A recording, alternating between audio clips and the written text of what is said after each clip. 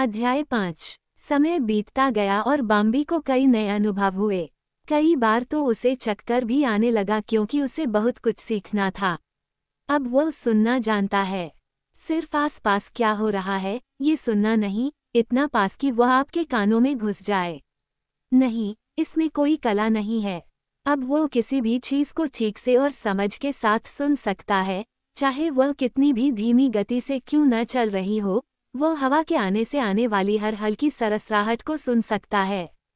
उदाहरण के लिए, वह जानता है कि कब कोई तीतर झाड़ियों के बीच से भाग रहा है। वह उस धीमी सरसराहट को बिल्कुल पहचानता है जो लगातार रुकती है और फिर शुरू होती है। वह जंगल में चूहों को भी पहचान सकता है, जो इधर उधर भागते समय उनकी आवाज से, उनकी छोटी छोटी यात्राओं से। फिर ऐसे मोल्स हैं जो अच्छे मूड में होने पर बड़ की झाड़ियों के नीचे सरसराहट की आवाज करते हुए गोल गोल दौड़ते हैं। वह बाजों की कर्कश, स्पष्ट आवाज को जानता है और जब कोई बाज या चील पास आता है तो वह उसे गुस्से में बदल देता है। इससे वे पार हो जाते हैं क्योंकि उन्हें डर होता है कि उनका इलाका उनसे छीन लिया जा सकता है। वह जंगल में कबूतरों के पंख फड़फड़ाने की आवाज, बत्तखों के पंख फड़फड़ाने की मधुर, दूर से आती फुसफुसाहट तथा कई अन्य आवाजों को जानता है।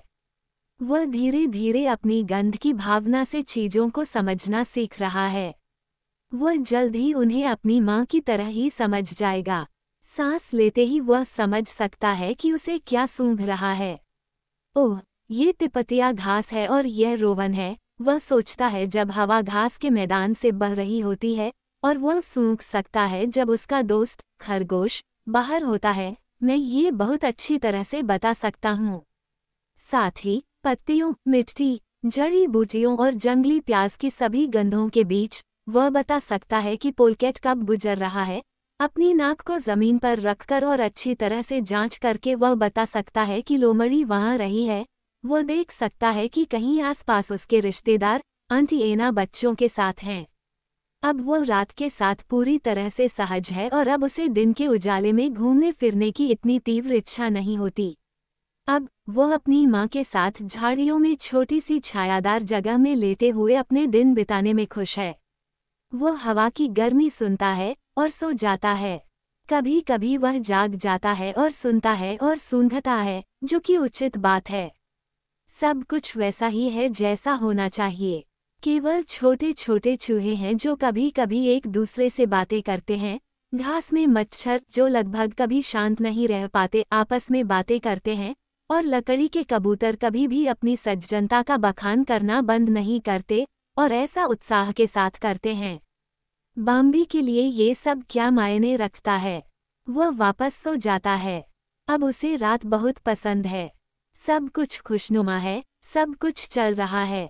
तुम्हें भी बेशक रात के समय सावधान रहना पड़ता है, लेकिन तुम्हें चिंता करने की कम जरूरत होती है और तुम जहां चाहो वहां जा सकते हो। और जहां भी तुम जाते हो, तुम्हें ऐसे लोग मिलते हैं जिन्हें तुम जानते हो, और वे भी अन्य समय की तुलना में अधिक बेफिक्र होते हैं। रात में जंगल गंभीर और खामोश होता है।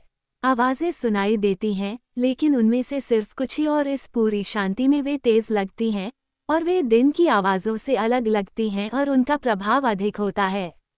बाम्बी को उल्लू की आवाज़ सुनने में मज़ा आता है।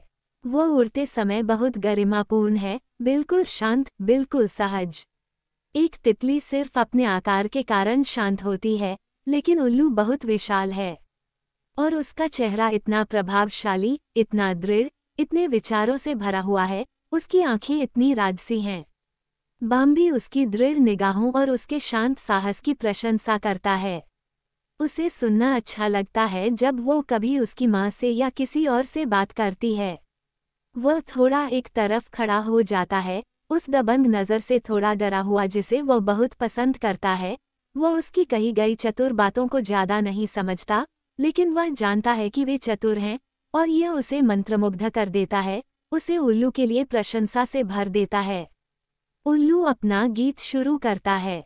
हा हा हा हा हा, वह गाती है। ये थ्रश या गोल्डन ओरियोल के गीत से अलग लगता है, कोयल के दोस्ताना भाव से अलग है, लेकिन बाम्बी को उल्लू का गीत पसंद है क्योंकि उसे इसमें एक गुप्त गंभीरता, एक अवर्णनीय चतुराई और एक रहस्यमय उदासी महसूस होती है। तब भूरे रंग का उल्लू फिर से वहाँ है, एक आकर्षक छोटा लड़का, प्रतिष्ठित, वफादार और बाकी लोगों की तुलना में अधिक जिज्ञासु। वह हमेशा हंगामा खड़ा करना चाहता है। उईक, लेकिन वह एक हंसमुख स्वभाव का व्यक्ति है और जब वो किसी को चौंका देता है तो उसे बहुत खुशी होती है। उईक, वह चिल्लाता है, इतनी तेज कि आधे घंटे की दूरी के भीतर जंगल में मौजूद हर कोई घबरा जाता है। लेकिन फिर वो हल्की सी कुक कुक वाली हंसी करता है, सिर्फ अपने लिए, और आप तभी सुन सकते हैं जब आप उसके ठीक बगल में हों।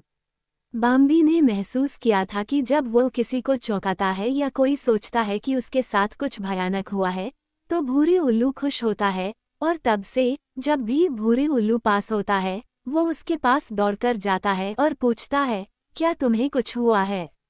या वह आह भरकर कह सकता है, ओह, तुमने मुझे वाकई चौंका दिया।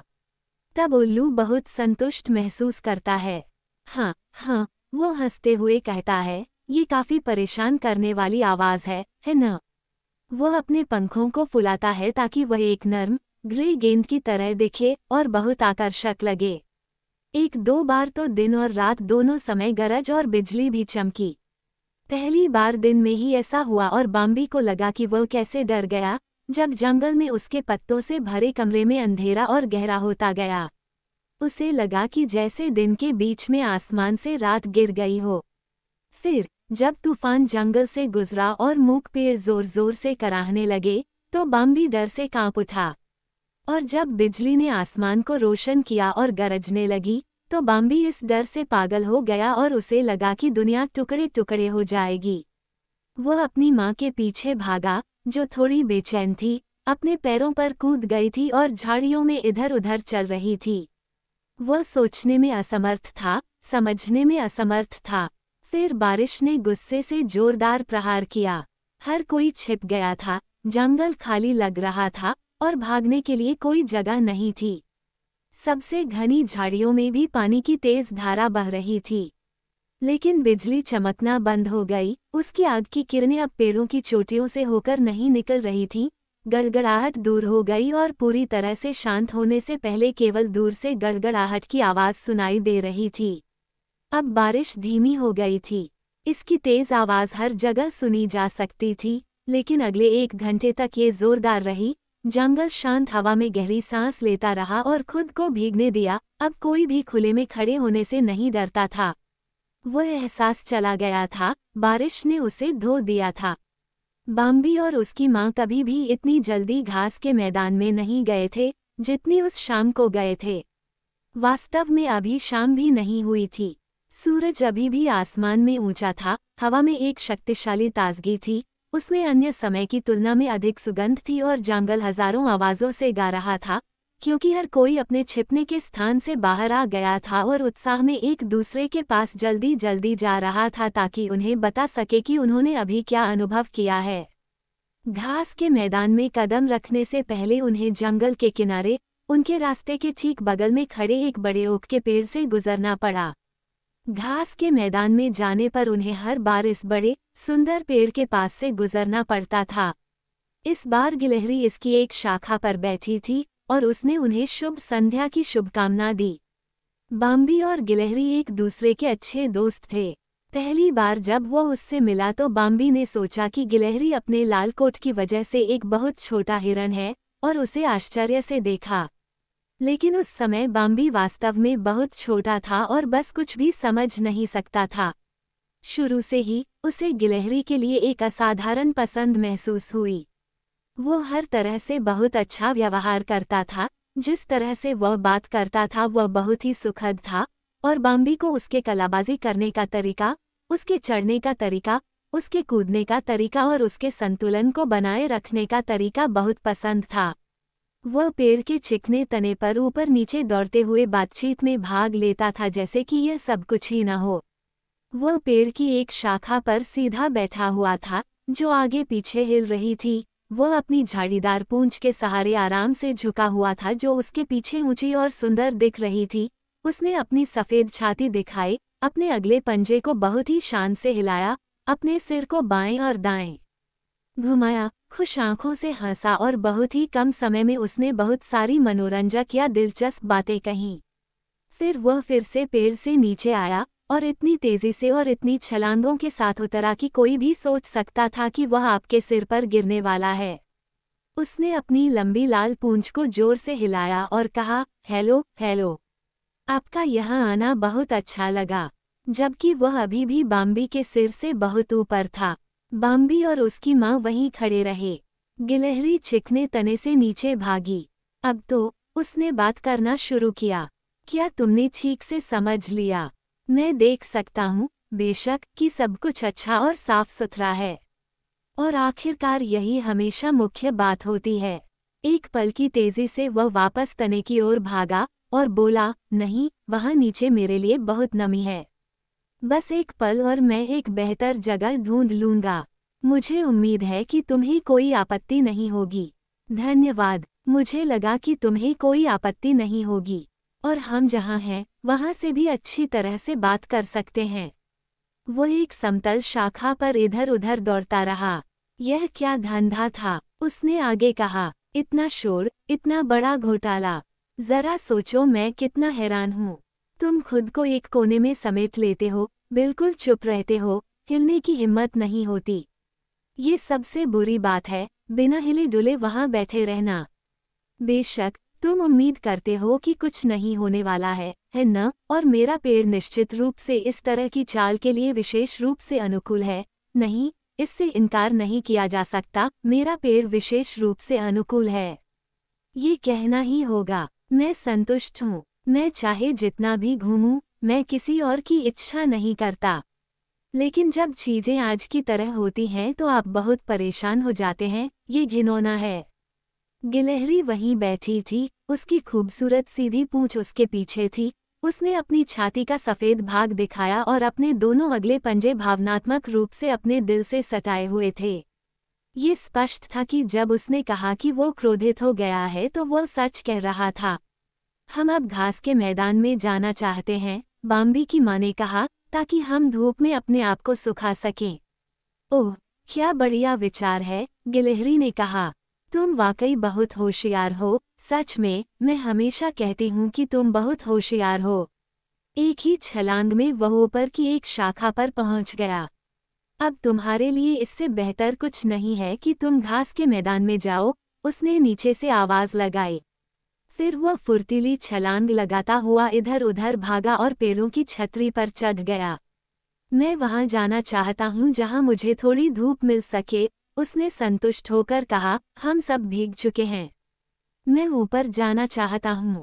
उसे इस बात की बिल्कुल भी चिंता नहीं थी कि कोई अभी भी उसकी बात सुन रहा है या नहीं। घास के मैदान पर पहले से ही बहुत चहल पहल थी। बाम्बी का दोस्त खरगोश अपने परिवार के साथ वहां बैठा था। आंटी एना अपने बच्चों और कुछ अन्य लोगों के साथ वहां खड़ी थी जिन्हें वे जानती थीं। आज बाम्बी ने अपने पिता को फिर से देखा।